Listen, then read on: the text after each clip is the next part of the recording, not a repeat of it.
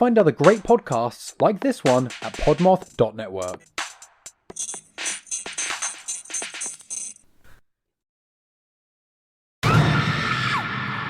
Looking for something scary, morbid, frighteningly insane?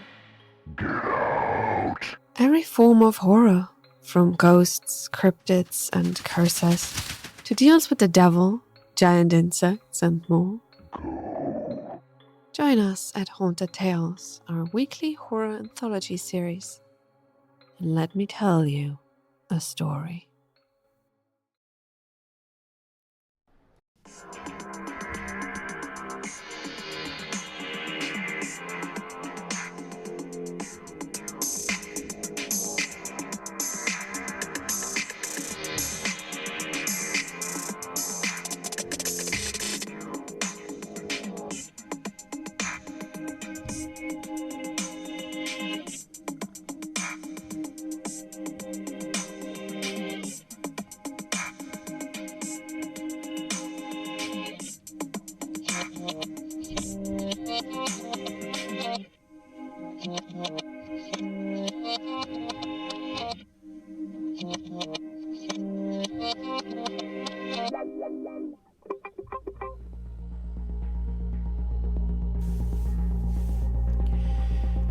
Hello, dear listeners, and welcome back to an extra spooky episode of the ODDentity Podcast on the Podmoth Media Network, your foray into the weird, wonky, and sometimes downright spooky. This week, I bring you listener stories.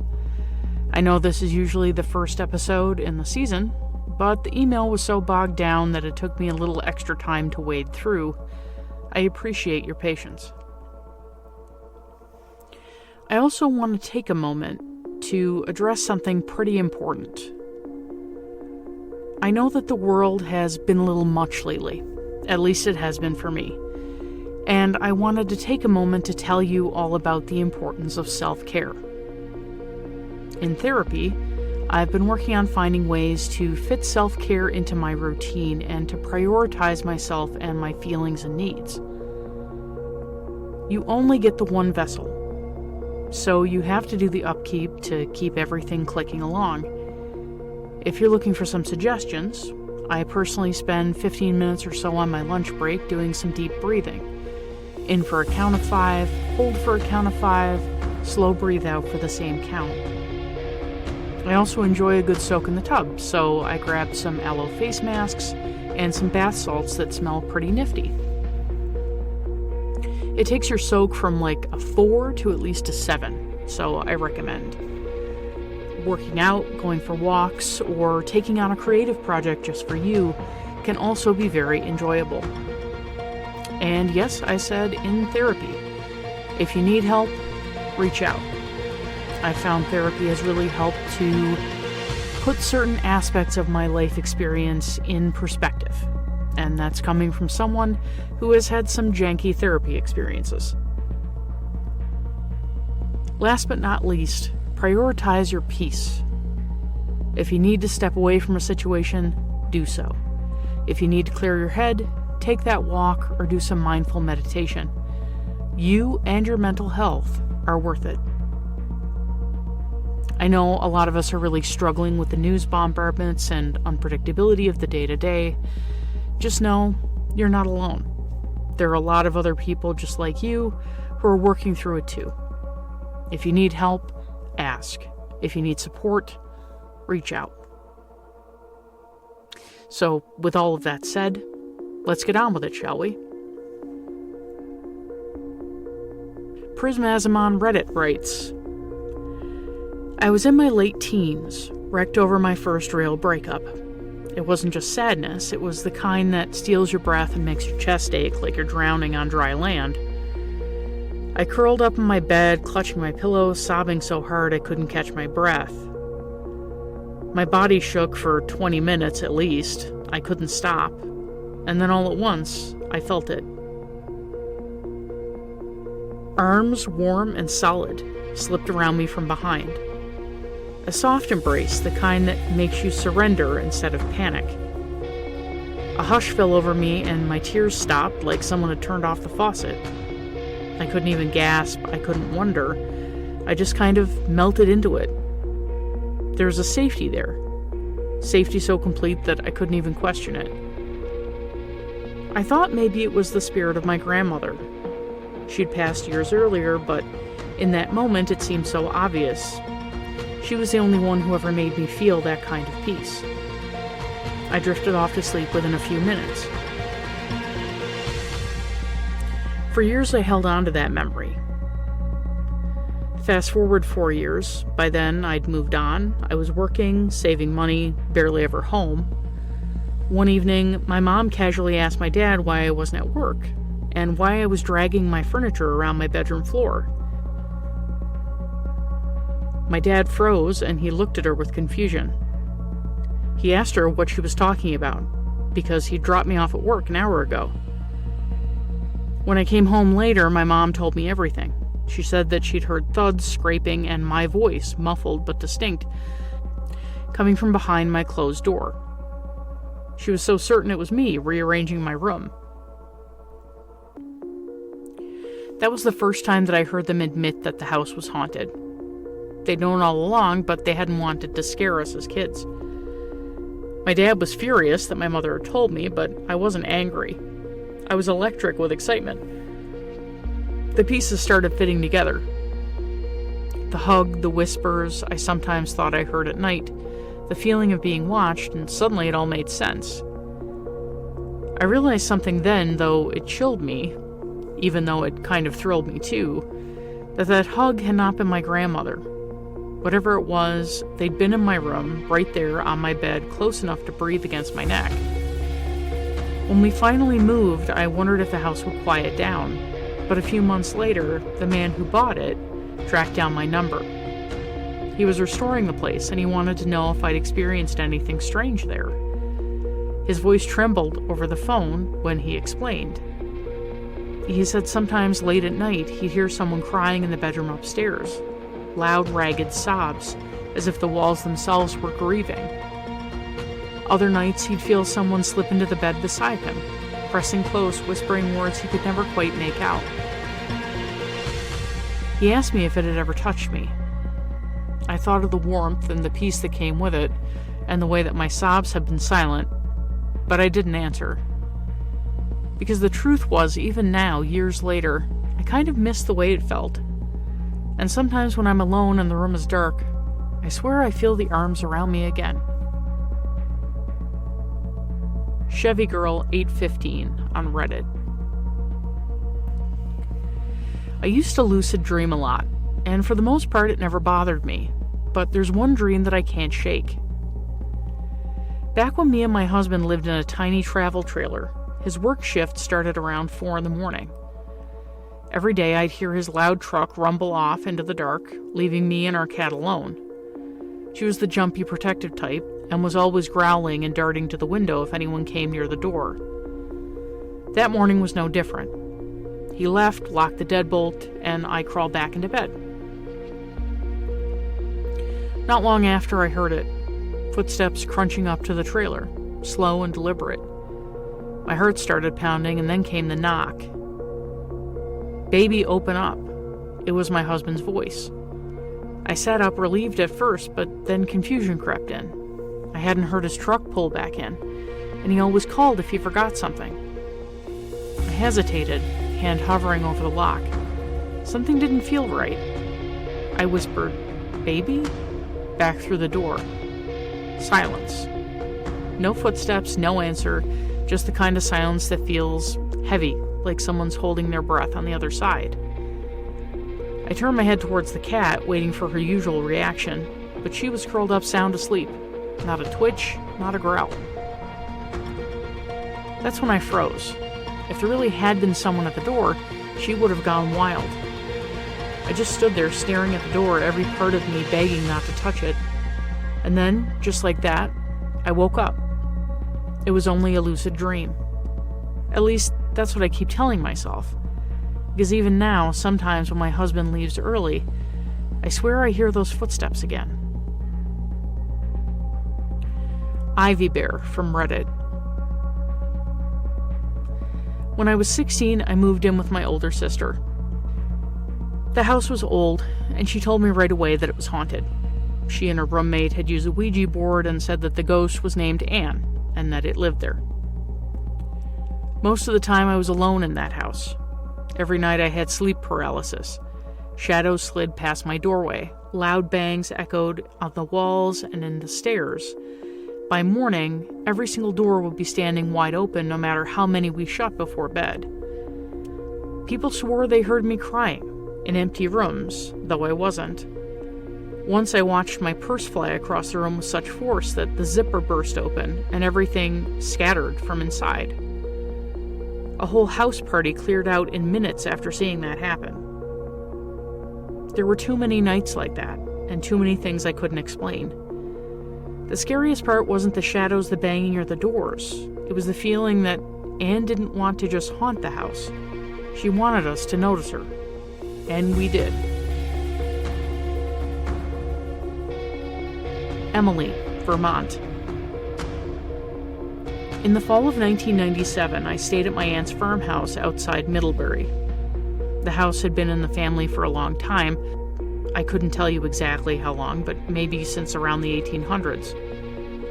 I always loved the property because of the sprawling apple orchards, though I never felt completely at ease there.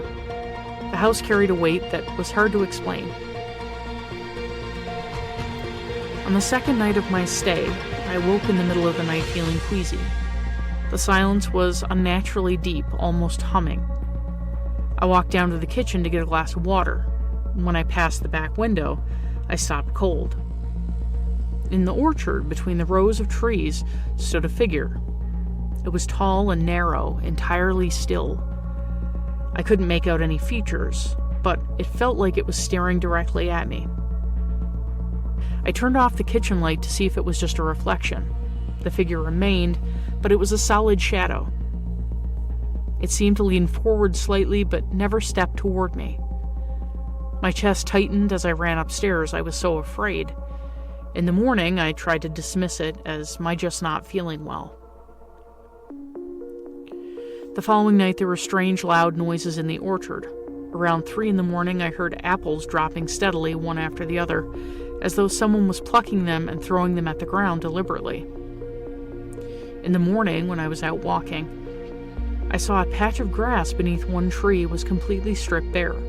No grass left, just dirt, and a cluster of apples were lined up next to a fence.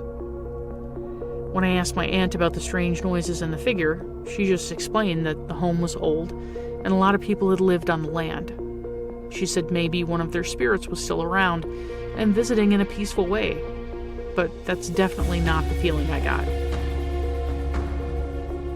I left 2 days earlier than I planned. I haven't stepped foot into the orchard since, though I did go back many years later. I still see the figure in my memory, waiting in silence between the trees.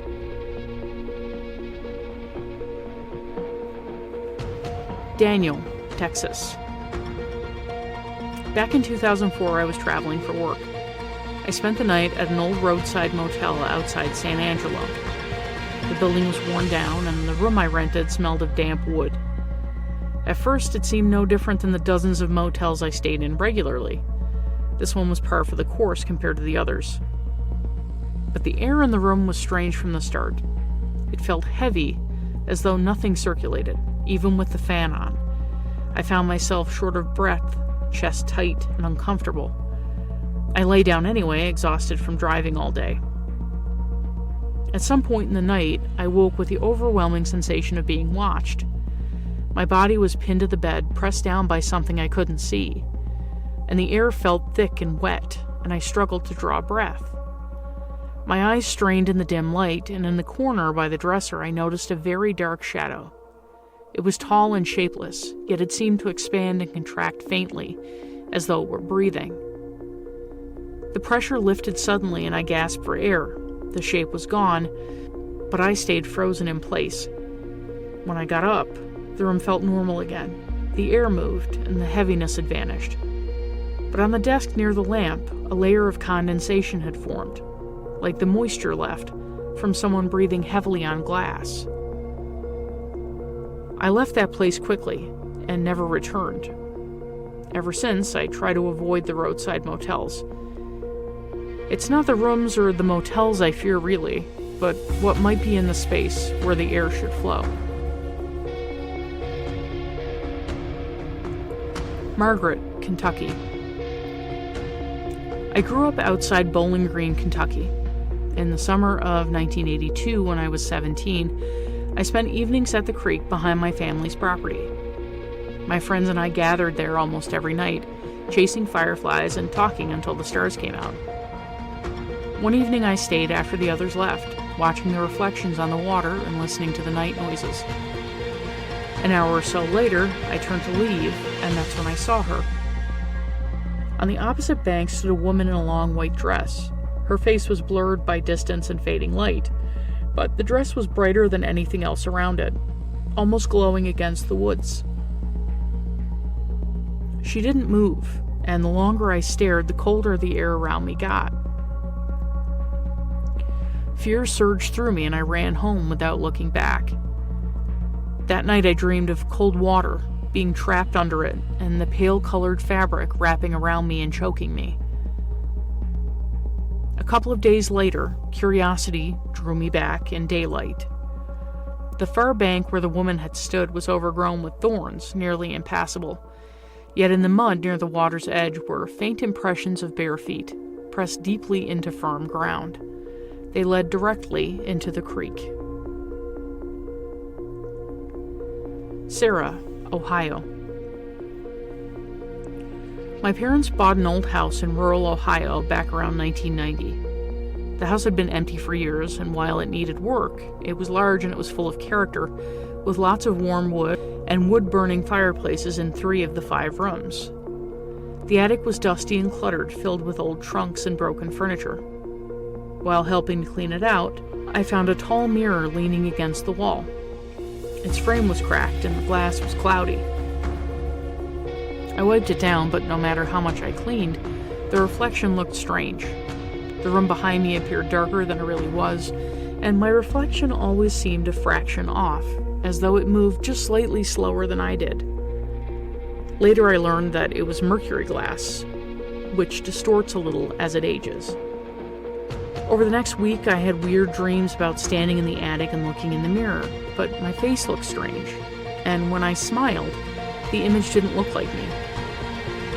Each night, the dreams were more vivid. Sometimes I saw shapes moving in the dim attic, behind my reflection, shapes not present in the real attic. Once in waking, I thought I saw my reflection blink a second later than I had. I finally convinced my father to haul the mirror out of the house. We left it by the road for disposal. That night, I slept without dreams for the first time in weeks.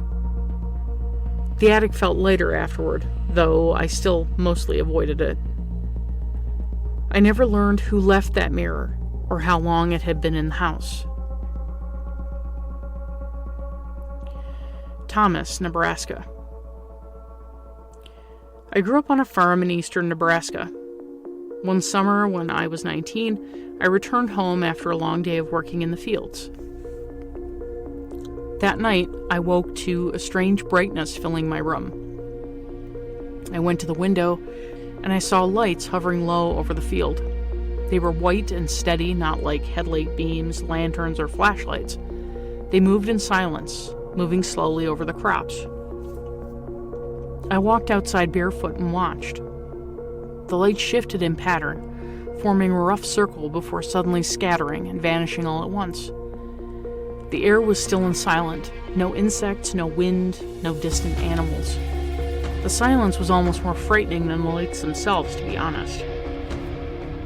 The next morning I checked the field. In the area where the lights had hovered, the corn was pressed flat in wide circular patches. The soil beneath was dry and hardened unnaturally, almost baked. My father refused to discuss it, but I couldn't stop thinking about it for years. And I think maybe he'd seen the lights too. Clare, Maine. When I was a lot younger, like 25 years ago, I rented a small apartment in an old house in Portland, Maine. The building was narrow and tall with steep staircases and creaking wood throughout. I lived on the top floor. From my bedroom, I could see directly down the staircase when my door was open. The first few nights passed without issue, and then one night, I woke suddenly and looked towards the stairs. A woman stood halfway up, facing me. She wore a dark dress, her face pale, and her posture was rigid. The stairwell was dim, but she appeared very sharp. I shut my eyes tightly, completely terrified, and pulled the covers over my head. I felt like a stupid little kid, but it was a reflex.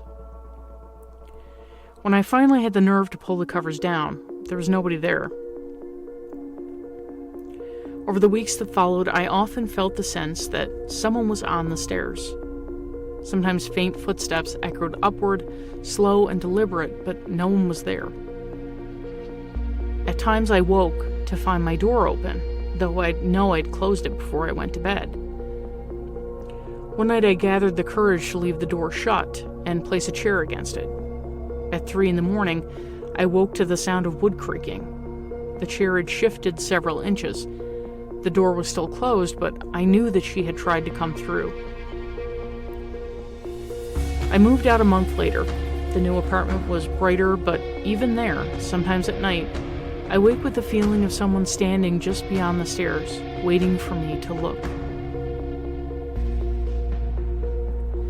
That's it for this week, dear listeners. Tune in next time for the final episode of the season, the interview that I know a lot of you look forward to.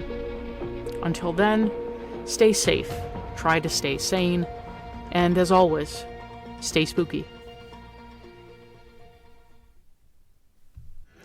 The Identity Podcast is brought to you by host Janine Mercer. It's written and edited by Janine Mercer unless otherwise stated, and the music is created using GarageBand. Find the Odd Pod on Insta at Identity Pod or on Facebook as the Identity Podcast. Please remember to share this episode with a friend, leave a 5-star review on the podcatcher of your choice, and mash that subscribe button so that you're in the know when a new episode drops.